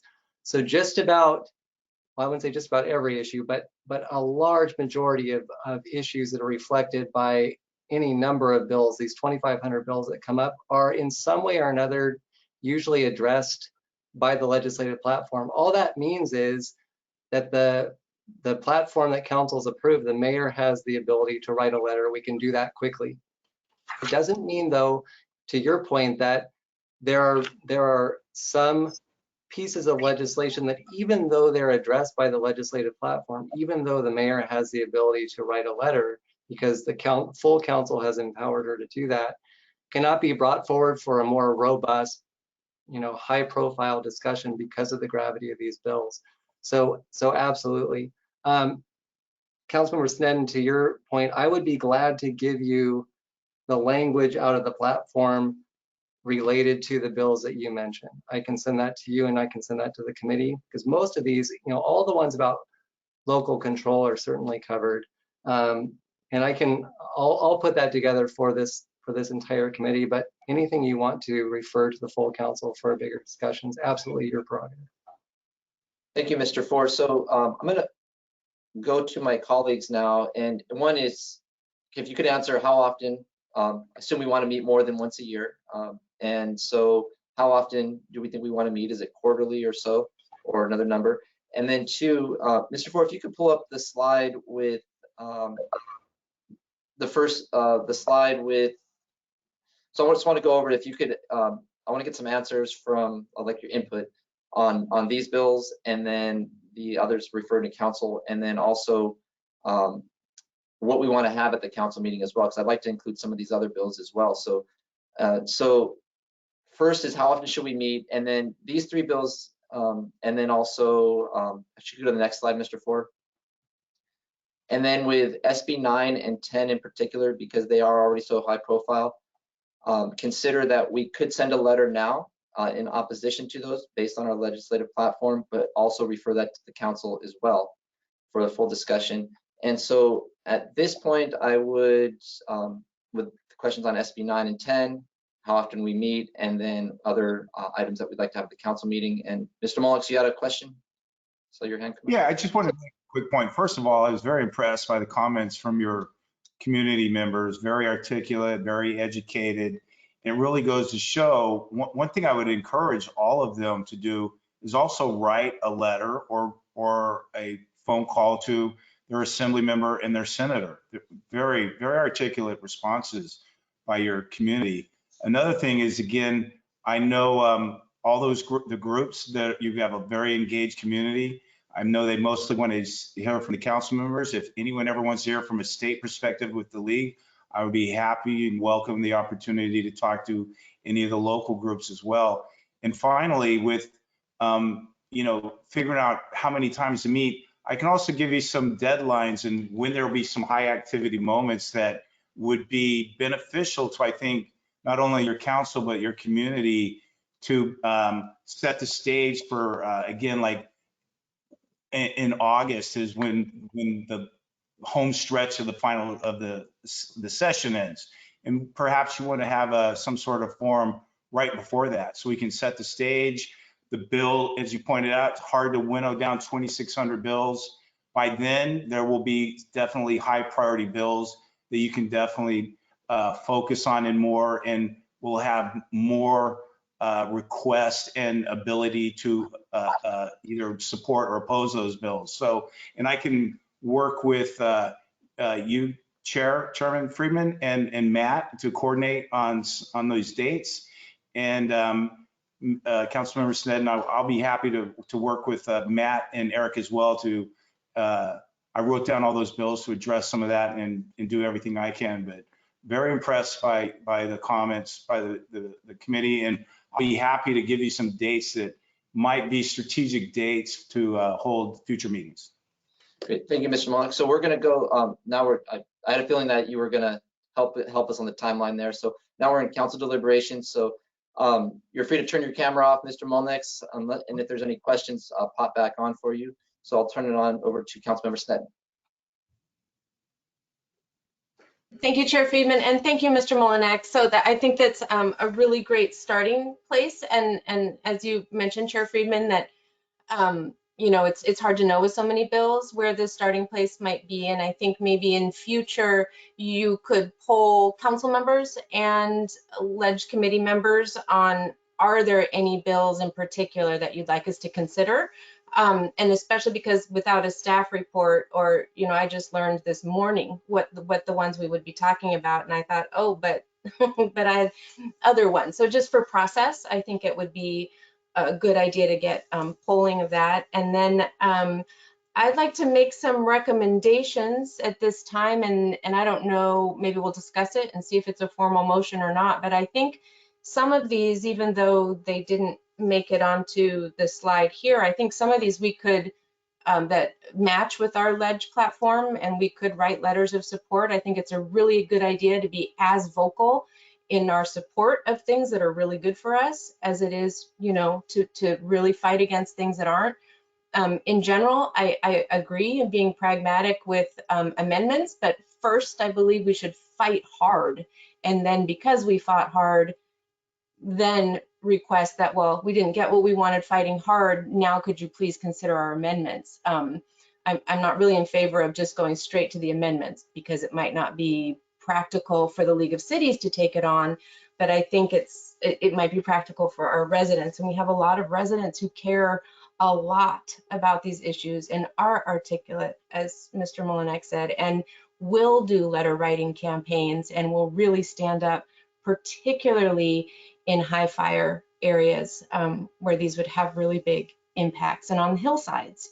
That's something we didn't talk about here too, but you know, putting in 10 units as opposed to 1 or 4 has a big impact on our 15% grade hillsides, and also our aging infrastructure with no funding for improvements to sewer laterals, to water mains, not to mention our limited resources, and that we are sort of a bottleneck with the 101 between the ocean and the mountains.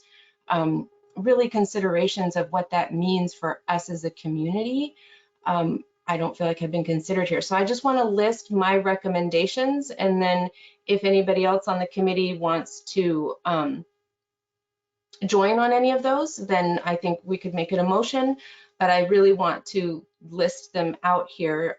Before it was a question sort of what the impacts are, but I just want to take a moment to list them and then move on from here, and really acknowledging that we have a housing crisis. We need more housing, there's no question.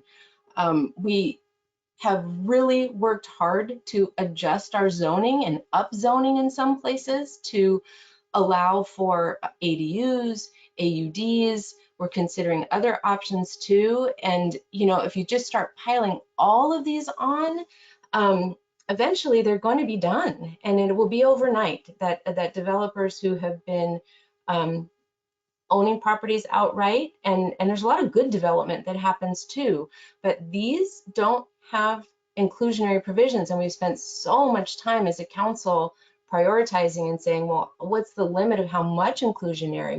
We are a council who believes in inclusionary housing, and these just give a free pass to demolish and build more without any consideration for inclusionary. And I really do believe that it will limit and take away first-time buying opportunities.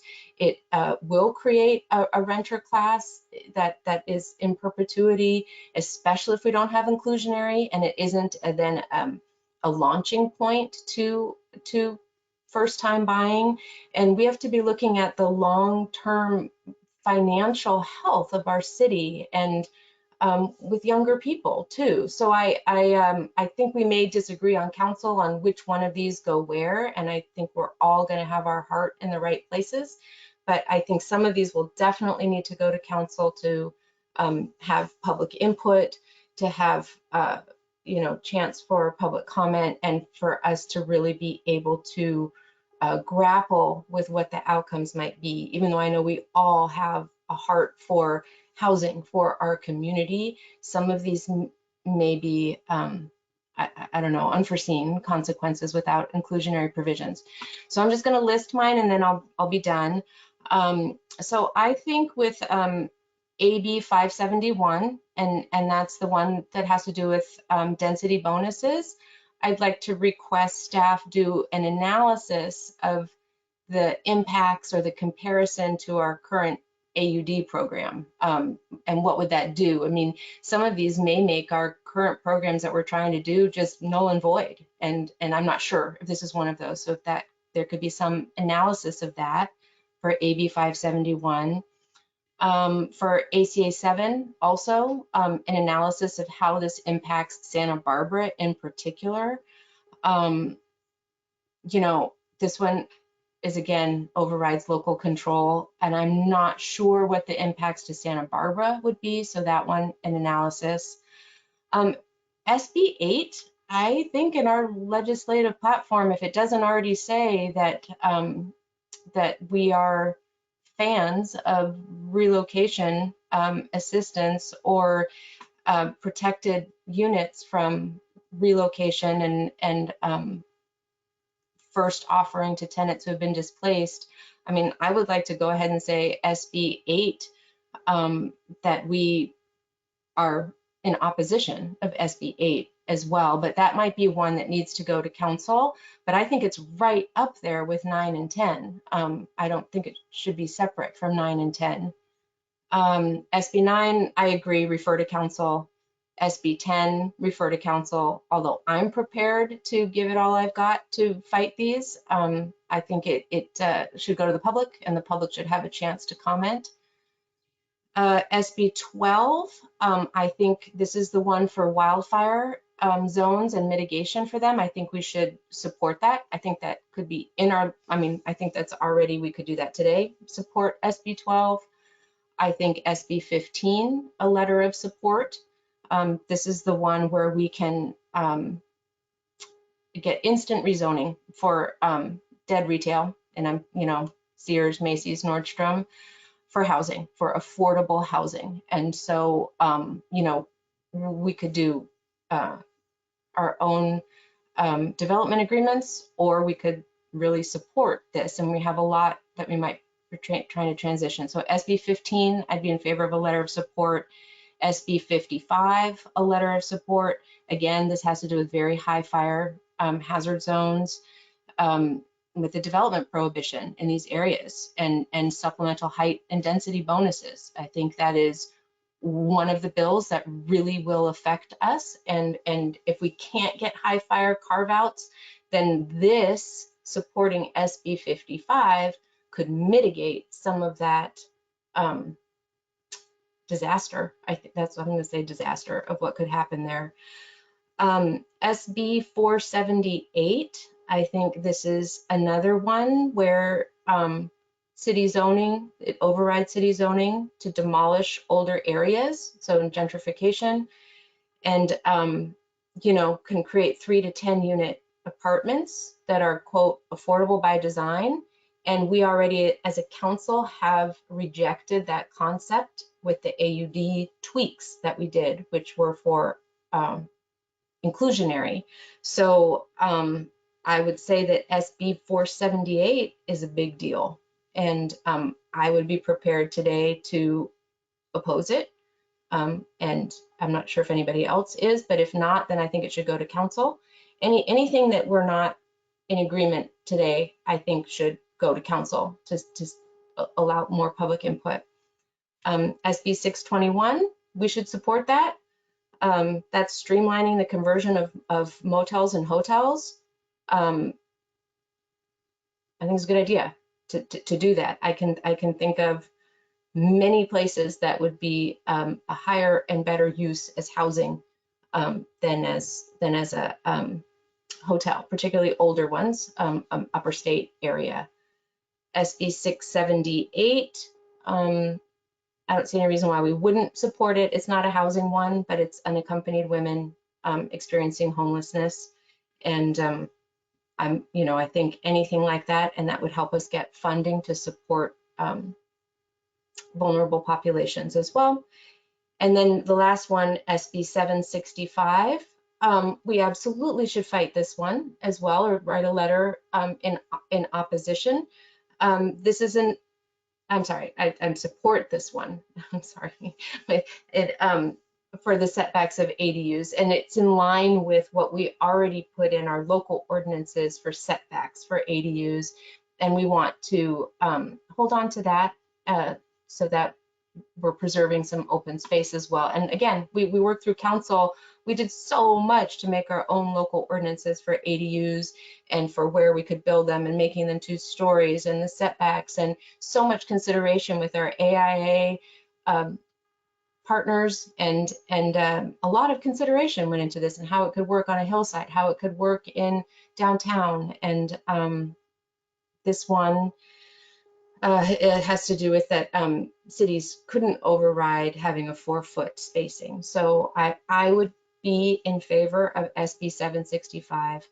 And so with this list, if there's any will here that it fits into our ledge platform to just go ahead and write those letters of support or opposition, those are the ones I'd be in favor of. And if any of those on that list are not, then I would like a report to council with staff recommendation of why it doesn't fit in our legislative platform.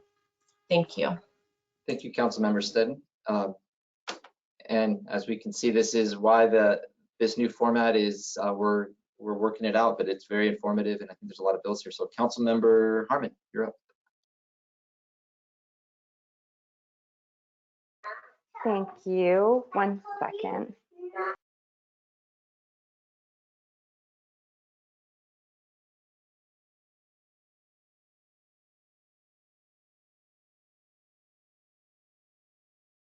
Thank you. Sorry about that. Okay, so I guess I'll start with Councilmember Sneddon's list. I feel a little bit like I'm that wasn't these bills. I appreciate them, and they're in the ether, and I sort of knew a little bit about them and was Googling as she was talking for the ones that I wasn't familiar with. But I'm just frankly, they weren't on the list to be prepared for today, so I'm not sure it's exactly a fair position to be put in to say, if you're not prepared to send a letter today, this needs to go to council so we can have that conversation.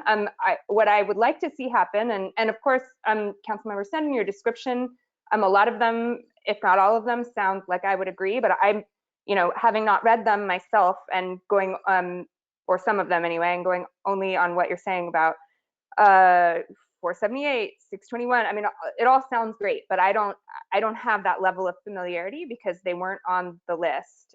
So what I think makes maybe a little bit more sense, rather than sending all of these bills, especially if they are as sort of no-brainers as you describe, why don't we take this list and have an additional meeting of the legislative committee, and maybe give ourselves some time to familiarize ourselves with those bills. It's not a great position, not one that I feel comfortable with. So cool, I think that could be a good solution. I would love to learn more about those, and I agree, especially if the 3 of us can come to consensus based on the ledge platform to save time at council, and we can get those letters out probably faster. So that would be my solution. That seems like that got a thumbs up. So I appreciate that. And I guess that gets to the point about how often to meet. And I love these conversations. It's a balance, I think, because on the one hand, there's a lot of information we want from staff, but we also have to balance a recognition of their time and all that we already ask of them. But I think between now and I think it was August that Mr. Molinak said there's going to be a big upswing. I think it would be a great use of our time to meet regularly. Maybe we meet monthly over the summer as we kind of hash through some of these bills. Maybe we meet one or two. I'm open, but I think there's if there's a will from the rest of my colleagues, I certainly would love the opportunity to talk about more of these bills and perhaps maybe a little more in depth, if that makes sense, with the legislative timeline from Sacramento. Okay, let me just see. So the last slide, the one right before this about sending a letter, there was a list of 3, I think 2 supports and oppose, and an oppose. I would support sending letters in accordance with that right now. So I don't know if there's will from my colleagues to do that. And I don't remember the numbers, I'm sorry. But whatever that one was, I think I'm in line with going ahead and sending those letters. And then on this slide, referring to City Council, I absolutely agree that our community would very much benefit from increased conversation, particularly on SB 9 and SB 10. So in full support of bringing that to council. I personally would be willing, and I think I heard Councilmember Sneddon say something to this effect, to send a letter in opposition right now to SB 9 and 10. My point about amendments really isn't to say, wasn't at all to say that we shouldn't oppose it, but rather we shouldn't forestall conversation about ways to improve the bill because we're opposing it. Because what I would hate to have happen is we say, we're saying no, that's all we're gonna do. And then we find ourselves in 2 or 3 months in a place where we don't have any proposed amendments. We don't have any ideas about how we could make it better. We haven't had that conversation as a council about what needs to be done to make this a little more palatable to us. So I want to make sure that we do both of those things simultaneously. That's really what my point was. I don't want us to be caught flat-footed in a position where we don't get any input whatsoever about how to make the bill better. So I think there's a way to do both. I really do. And I think that can be done at the full council. I would support voting to send a letter, and I think it's in line with our ledge platform now. That's my 2 cents on that. On AB 500, I'm agnostic on that. I do think there are actually some benefits for housing and affordable housing in particular to be included under the purview of the Coastal Act. I don't think it was quite as cut and dry as was presented, so I'm not going to take a position on that bill at this moment. And then AB 989, Chair Friedman, can you remind me which one that one was? AB 989. Sorry, I'm getting all my. I know there's so many numbers. That's the Housing Accountability Appeals Act, where it creates the committee in the Housing Community Development State, and it can basically override what we do locally. Thank you. Yeah, I would be willing to send a letter, to vote to just send a letter in opposition today. But again, this is one of those ones that I think the full council could benefit having a conversation about, and the community really should hear about as well. So I would support that going to the full council for broader conversation. And I think that covered everything. And really looking forward to continuing this conversation. I so appreciate Mr. Molyneux coming, and I would really love the opportunity for us to get back together to discuss some of these other bills that Councilmember Sneddon brought up, and to have some time beforehand to really read them and kind of go through them. And I'm excited about that. I think that would be an excellent use of our time as a legislative committee, and appreciate you, Chair Friedman, making this happen. Thanks. Thank you, Councilmember Hardman. So I will make my comments brief, but the lights here.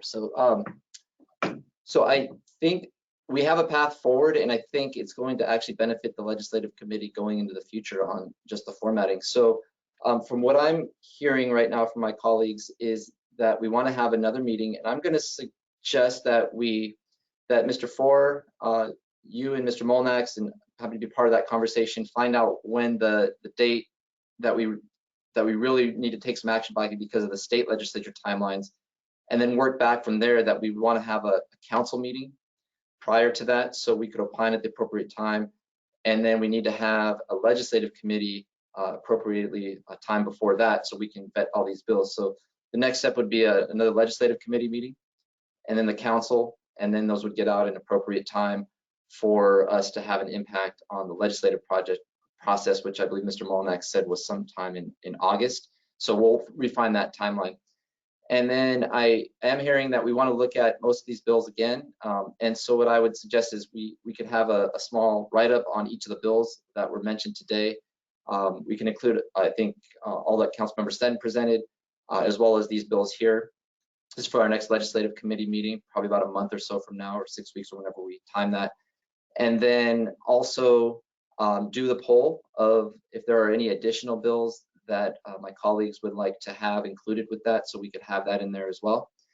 And then in terms of taking specific actions, if you could pull up the first slide, Mr. Ford, because I think, and then I'll turn it over to you, Councilmember Sten. I just want to set it up so that we can get to where we're gonna get to go. And this is what I'm hearing, and then if it needs to be modified, my colleagues, please.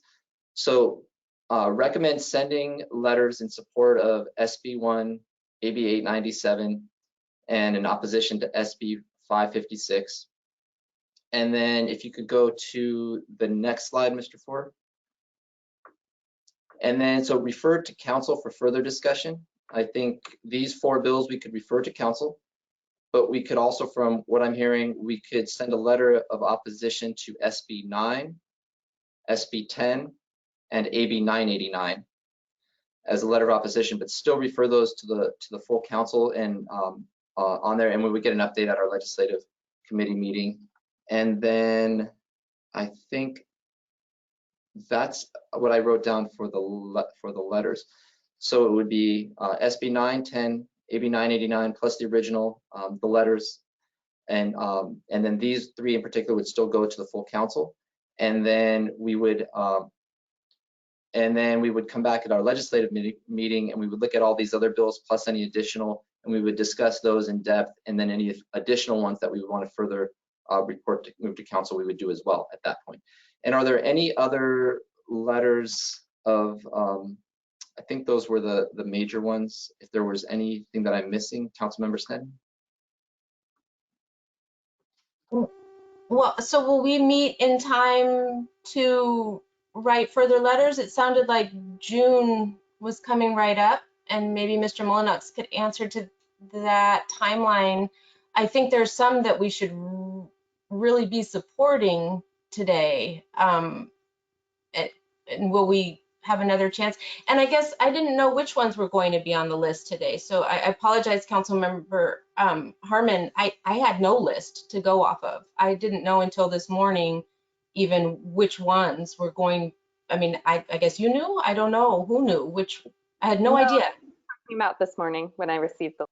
Yeah, so I apologize for that too. I just didn't know. I thought we were going to go through all of them, which doesn't make sense, I guess, but certainly anything with high fire should be automatic on our list. I mean, half of our city is in the high fire, just geographically speaking, and we're right on the, so housing definitely, but anything high fire, I don't want to say surprised, I guess I want to request that those be on there. Yeah. Yeah. So were there any in particular that we needed to send a letter on that you'd like to send a letter? We could do that as well. Of support, yeah. And I guess, and I don't want to catch anybody off guard. So I'm just wondering, are we going to have time to meet again together before this June deadline, or? We could look at the schedule. So we could try to get a timeline before June to come in, Mr. Ford. Yeah, thank you, Mr. Chair. I will certainly try. I mean, I could, of the bills, both Councilmember Sten that you mentioned, as well as the others that are part of that 2,500, I can work with Mr. Molinax, and bills that have a high fire interface, I'd be glad to add that. I mean, if you want to add that to part of the motion, that's certainly one that we can write letters on. Yeah. Do we have a motion yet? I'm not sure we have. We don't. It looked like it was kind of forming up, so yeah. that's and certainly. So we could add to part of that if there are any bills that related to high fire that fall within the legislative platform. We could write a letter, either support or opposition, depending on what they are. Include that. And my apologies, Councilmember Sten. I was I was trying to figure out how to do this this meeting, and it's the first time we've ever done this format. So a lot of lessons learned here. So my apologies on the formatting of it, and I think we have a better process going forward. So all good. Thank you. I'm going to try to do the motion just so that we can end. Or Mr. Ford, actually, did you write everything down, or do you want me to make or write the motion? State the motion out. I think I've got the motion, Mr. Chair. The motion is to send letters pursuant to or as laid out on these slides in support of SB 1, in support of AB 897, and in opposition of SB 556, to refer SB 910 and 989 to council, but also refer all of these bills, SB 910, 500, and 989 to council, but also immediately send letters on 910 and 989. And then finally, send letters related to high fire areas that are consistent with the ledge platform. And then also to schedule our next legislative meeting prior to any June deadlines for the legislature to discuss all the bills today, and then any other additional bills that come up that any member of the committee wants to discuss. And based on that, make a full recommendation of bills to go to City Council. Does that sound right, Ms. Sneddon? Is there anything else missing? A few things. Thank you. So if added to this list, refer to City Council could also be SB 8, which I've mentioned a couple times, I think is really significant in relocation and for renters. And then I wasn't really sure in the motion where it came out, this SB 15 for the rezoning of idle retail sites. I mean, it doesn't fall into the fire one, and it isn't on this list. I think what we're going to do is all these bills are going to come back to us at the Ledge Committee meeting in a couple of weeks, and then we can have a full discussion on those. And then any of those that we want to forward to full council, we can forward as well, or we could take, just like we've done today, we could take letters at that time if we feel they're in there, and then also forward to council. We can do that as well. Thank you. Then with SB 8 included, because I think 8, 9, and 10 all kind of go together. If that would be acceptable to include that for further discussion to council. And then you just can confirm that we're going to meet in a couple weeks, but that will still be in enough time for this June timeline? We'll double check that. That is our understanding, and if that isn't the case, we'll make another arrangement so that we have opportunity to meet ahead of time. Okay. Then with SB 8 included, I would be happy to second the motion. SB 8 included in sending a letter now? No, in the Yeah. slide that's on here now, it has 9, 10. I would add to that SB 8. Okay. To full council, and we'll have another chance to do that at our next ledge meeting. So, do you want to state the motion back, Mr. Ford? Sure. We have a motion by Councilmember Chair Friedman, seconded by Councilmember Sneddon, to send letters related to SB 1, AB 897, if I got the right number, and SB 556 to refer SB 910 and 989 and SB 8 to council, but also to send letters on 910 and 989 immediately.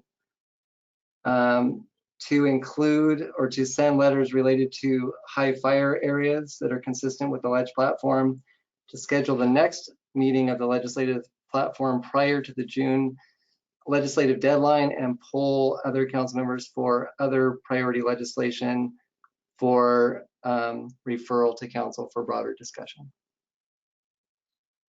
Okay. Any further motion's been made and seconded. Any further discussion? Hearing none. Sorry, one more thing. I haven't done these before, so this is all. I apologize, but I think at some point we had scheduled at council, I think with Mr. Kalan was going to give us an update on sort of things that to be watching out for. And then I think it got moved to consent at some point, or we had a meeting that went long.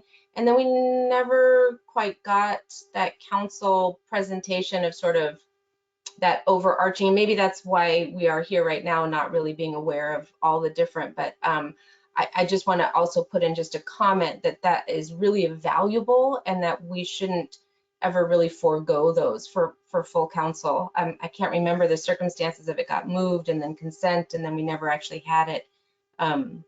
So I just, that one last comment, yeah. That is correct. That ended up going on the consent calendar, and we usually have that in the beginning of the year in January. So the motion has been made and seconded, and no further discussion. I may get a roll call, please, Mr. Ford. Yes, Mr. Chair. Councilmember Harmon, Yes. Councilmember Snedden, Yes. and Chair Friedman. Yes. It passes unanimously, and we will find out and schedule the next date of the next meeting as soon as possible. And then one last item was item 2, part 3, which was recommend any changes to the current legislative platform. That was an agendized item in case something came up that gave us the ability to do that. And so we just, Councilmember Sten just also mentioned an update on legislative. So once we go through this cycle, that's something we can deal with later, but it was on the agenda just for a discussion purposes if it came up. So I just wanted to point that out. We didn't skip that item. And so with that, this meeting of the Legislative Committee is adjourned until our next meeting, which we will hopefully get scheduled within the next couple of weeks. Thank you.